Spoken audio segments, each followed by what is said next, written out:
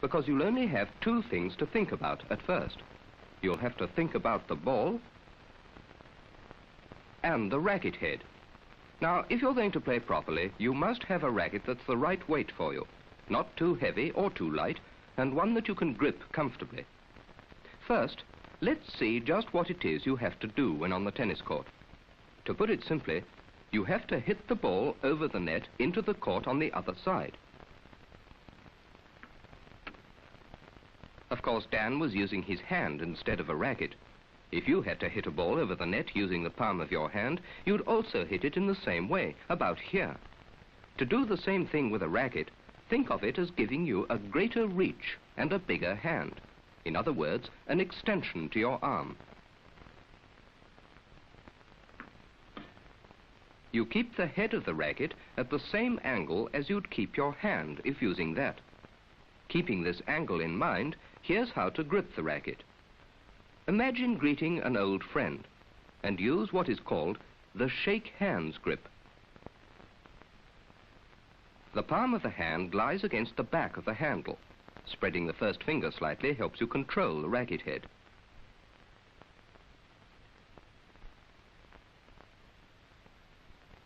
The racket should be held with the end of the handle just touching the heel of the hand. That is, with the end showing slightly just beyond your little finger. It should be gripped firmly with the wrist braced.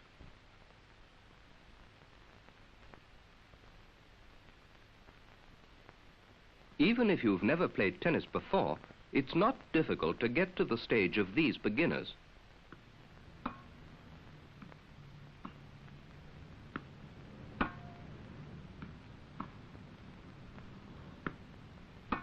We've learned how to hold the racket, and we know we've got to hit the ball across the net. So now, from the back of the court, Dan will show us how to go about it. The place to try to hit the ball is about here. That is, just after the top of the bounce, about waist high. Let's see if it looks very hard to hit the ball at about this height.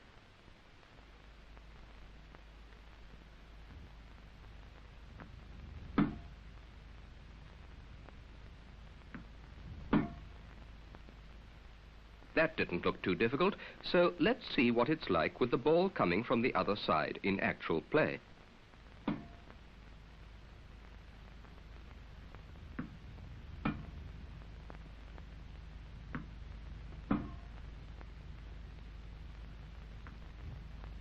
In every case, the aim was to hit the ball just after the top of the bounce, about waist high.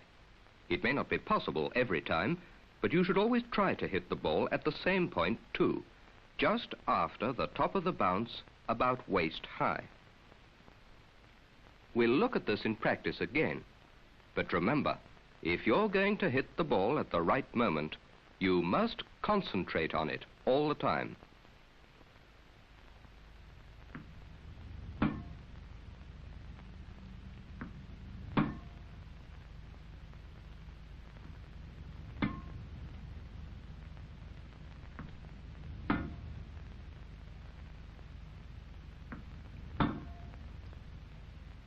See how these two young advanced players move quickly into a position where they're able to hit the ball just after the top of the bounce. If you do the same, it'll give you more time and be easier for you to make your stroke unhurriedly.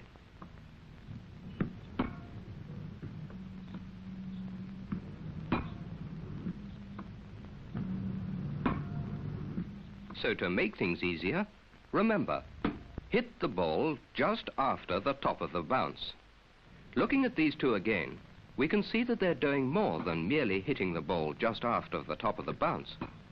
Look at the way they're hitting it. Notice the way the racket head sweeps round with a swinging movement.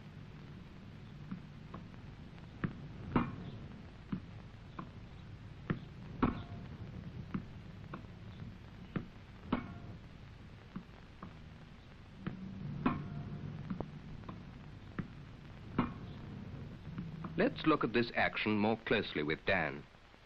He swings the racket head round. It's a swinging movement that appears to hit right through the ball.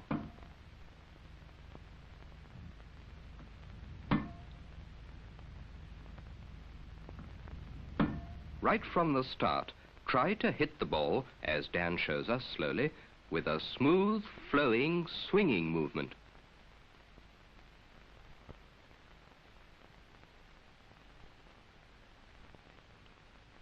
It's not a jab or a push. It's not a slash or a chop. It's a swinging movement.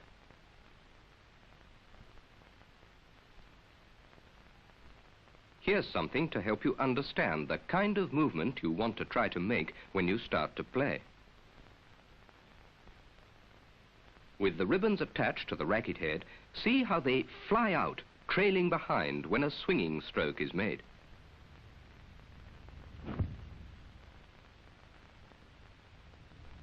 But with a pushing stroke, they bunch up on the racket. Watch them again as a ball is hit with the correct action.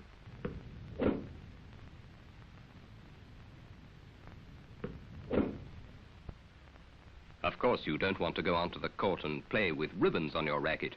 But when you do go to hit the ball, make sure the imaginary ribbons on your racket head are going to fly out behind. In other words, hit the ball just after the top of the bounce, swinging your racket head. You'll find it easier to make the swinging movement if you turn sideways in preparation for your stroke. The weight is put onto the back leg, and it'll come forward onto the front leg as the racket head swings into the ball, as we shall see.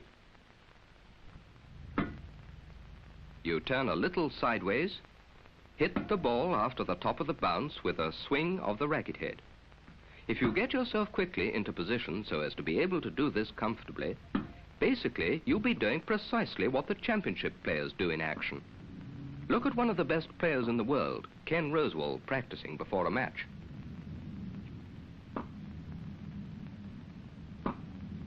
In between each stroke, he rests his racket in the other hand. And when you're about to receive a ball, this is the best way to stand. Hold your racket so that the neck rests comfortably in your other hand. Spread your feet a little, about shoulder width, and keep the knees slightly bent and springy. This position of readiness, as it's called, enables you to move quickly off the mark like all good players. Both players here, one receiving a service and the other during play, adopt the same position. Don't think it's showing off to stand properly. After all, we do it in other sports when it's important to be quick off the mark, and we all know just who's going to be left behind when the correct position isn't taken up.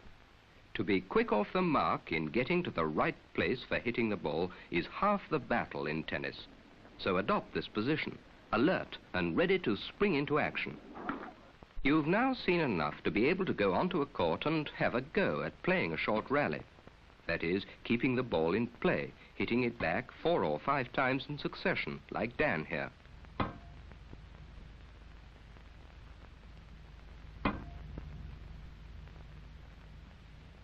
No doubt many of you will have noticed that Dan hit some of those shots backhand, and he hasn't shown us anything about that yet. What is there to learn about? Yes, a backhand. 2 things mainly, about the ball and about the racket head. You hit the ball after the top of the bounce, swinging the racket head. Simple, isn't it? It's what we've already learned. But here's a tip to make it a bit easier for you. This is your ordinary forehand grip. For the backhand, move your hand round a little towards the thumb. Ordinary grip. Backhand grip with the palm more on top. It's only a very small movement. At the same time, move your thumb so that it lies diagonally across the back of the handle. Forehand, backhand. With practice, you'll soon be changing your grip automatically at the moment you prepare for your stroke.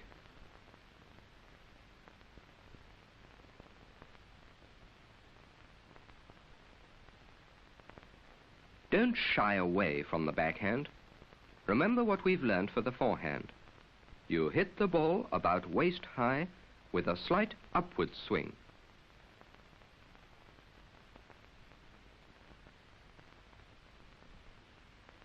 Let's have another look at Ken Rosewall practicing his very fine backhand.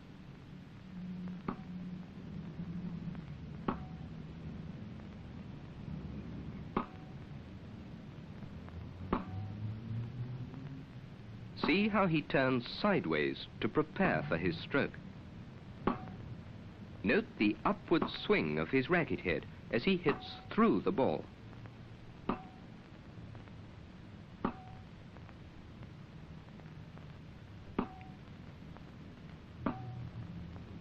Finally, Dan is going to show us how, no matter which side the ball comes, on the forehand or the backhand, you can play it equally well by moving quickly into the right position.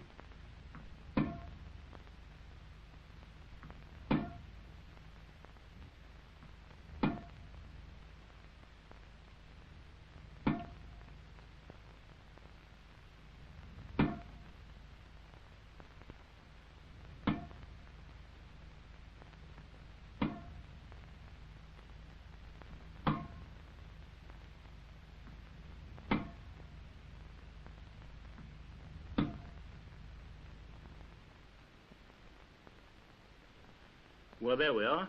Now we know enough to hit the ball to each other over the net. And you can have some fun by seeing just how long you can keep it in play. In the next film, I'll be showing you how to serve. But I hope you won't wait for that before practicing what you've just learnt. You can do this on your own or with a partner. You can practice the swing of the racket head on the forehand and backhand. You can practice changing your grip quickly. You can hit the ball up against a wall or practice net. Even advanced players do this all the time. And when you first play with a partner, you'll soon get the feel of the game and really start to enjoy it.